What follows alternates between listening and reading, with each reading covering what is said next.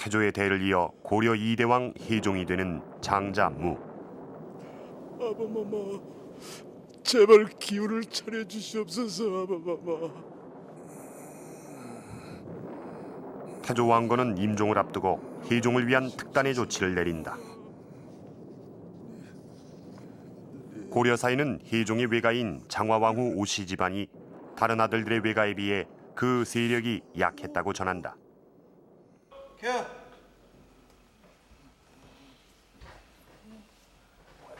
그래서 태조는 자신의 죽음 이후 혜종의 뒤를 봐줄 비호 세력을 선정한다. 폐하, 신술이이옵니다. 불러 계셨사옵니까? 박술희, 18살 때 궁예의 부하장수가 됐다가 왕건 휘하에 들어왔던 무장. 왕건과 함께 수많은 전투에 참여해 많은功을 세웠으며 특히 혜종을 정윤으로 책봉할 것을 간청했던 인물이기도 하다. 태조 왕건은 당시 막강한 무장 세력이던 박술희를 혜종의 후견인으로 지목했다.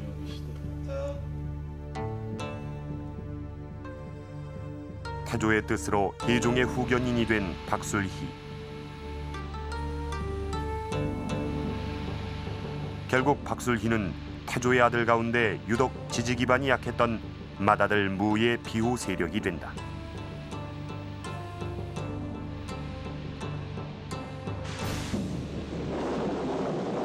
그런데 혜종은 즉위하자마자 병석에 눕게 된다. 병이 약한 왕을 둔 고려 조정에선 보이지 않는 암투가 벌어지고 있었다. 태조에게 딸을 바친 많은 대신들이 저마다 자신의 외손자를 왕위에 올리려는 야욕을 품고 있었던 것이다. 이름 있는 호족들 치고 황실과 여지닿지 않는 사람이 누가 있겠습니까? 좌승 왕규공도 그러하시고 이미대감께서도 그러하시고 대부 김공께서도 그러하시고 특히나 왕공께서는 두 분의 따님을 폐하의 비로 올리셨소이다. 그리고 또 한 분의 따님을 황태자 마마의 비로 올리셨고요. 양대에 걸쳐서 위아래로 장인이 되시니 얼마나 걱정이 크시겠습니까? 그 꼭 하시는 말씀이 뭔가 가시가 있는 것 같소이다, 시종어른. 왕공께서는 더 많은 걱정을 하시겠구나 해서 드리는 말씀이지요.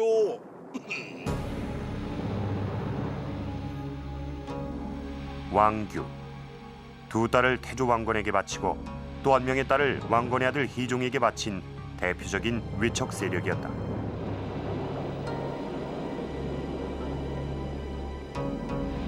그도 자신의 외손자를 왕위에 올리려는 욕심을 가지고 있었다.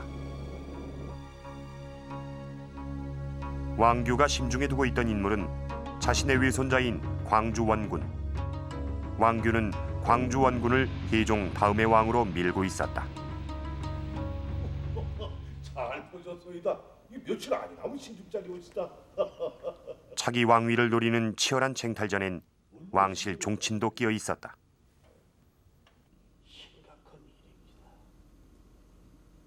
황태자는 이미 보위에 오른다 한들 얼마 가지 못하십니다. 그렇게 되면 나란 일은 사실상 황제가 아닌 저 왕규라는 자가 다스리는 꼴이 되고 말 것이외다. 그렇고 말고요. 이거 큰일이옵니다. 대책을 세워야죠. 이렇게 순순히 이 나라 황실이 두 손을 들고 가짜 왕신 저 왕규에게 목숨을 애걸하게 해서는 아니 되지요. 저 왕규가 언제부터 왕씨였소이까? 본래는 함씨가 아니었소이까? 황공하옵게도 황제께 황은을 입어 사성을 받았으며 황실을 위해 목숨을 다해야 함에도 불구하고 이제는 나라를 해치려 드는 국정이 됐소이다. 국정 말이외다. 왕식념, 고려 제2의 수도였던 서경인 평양의 총책임자며 태조 왕건의 사촌 동생이다.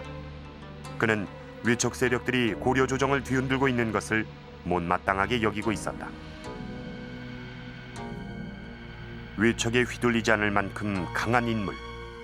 왕식념은 태조의 아들 왕요와 왕소를 제목감으로 생각하고 그들과 결탁했다.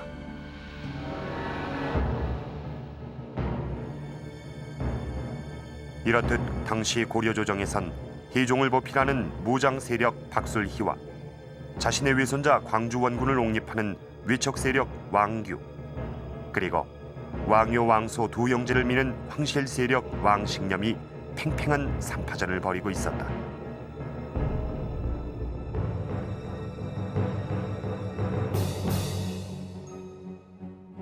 그런데 희종 2년, 상파전의 양상을 바꿔놓는 중요한 사건이 발생한다. 광주 원군을 왕위에 올리려던 왕규의 무리가 벽을 뚫고 희종의 침전에 침입해 일대 소동을 일으킨 것이다.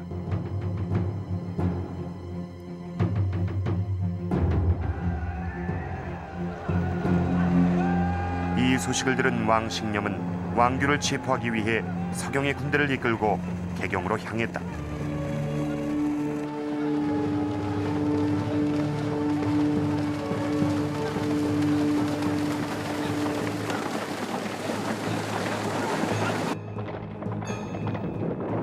개경에 도착한 왕식념 부대는 순식간에 왕규 일당을 체포했다.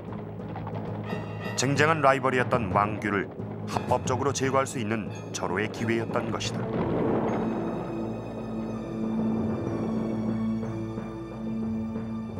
왕규의 최후에 대한 고려사 기록을 보자. 왕식념이 군대를 이끌고 왕규 일당을 처단했는데 그 수가 300여 명이었다고 돼 있다. 왕식념은 요, 소 형제와 손을 잡고 왕규의 일당을 한꺼번에 제거해버린다.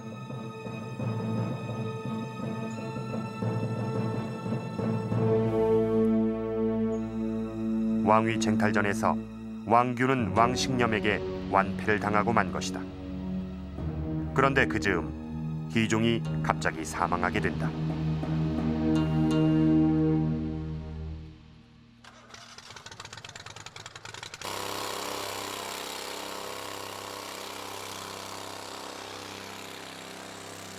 그때 박술희는 어떤 움직임을 보이고 있었을까? 박술희가 후원하던 희종이 죽자 정종이 기습적으로 왕위를 차지한다. 정종의 즉위를 원치 않았던 그는 일단의 무리들을 이끌고 반역을 도모하고 있었다.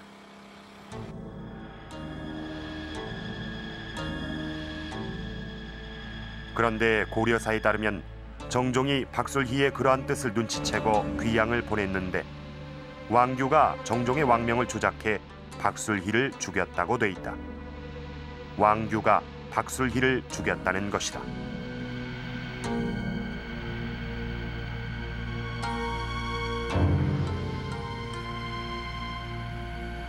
박술희마저 제거되면서 결국 왕위쟁탈 3파전은 왕요 왕소 형제를 지원하던 왕식념의 승리로 막을 내리게 됐다.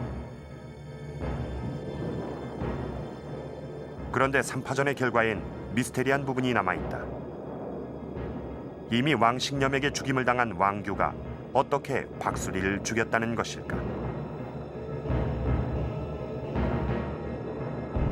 왕규가 왕명을 거짓으로 꾸며가지고 강화에 가 있는 박술희를 살해했다라고 고려사에 기록되어 있습니다. 아마 이런 것들도 요와 소가 집권한 뒤에 그 통치에 부담이 되는 그 박술희를 제거한 다음에 그 살해의 누명을 왕규에게 뒤집어 씌운 것이 아닌가 이렇게 이해할 수 있겠습니다. 결국 고려 3, 4대 왕이 되는 왕요와 왕소, 그들의 즉위 뒤에는 피를 부른 왕위 쟁탈전이 있었다. 고려사는 이 시기의 왕위 쟁탈전에 대해 희종, 정종, 광종 세 왕이 왕위를 계승하는 동안 문무관리에 반이 살육됐다고 기록하고 있다.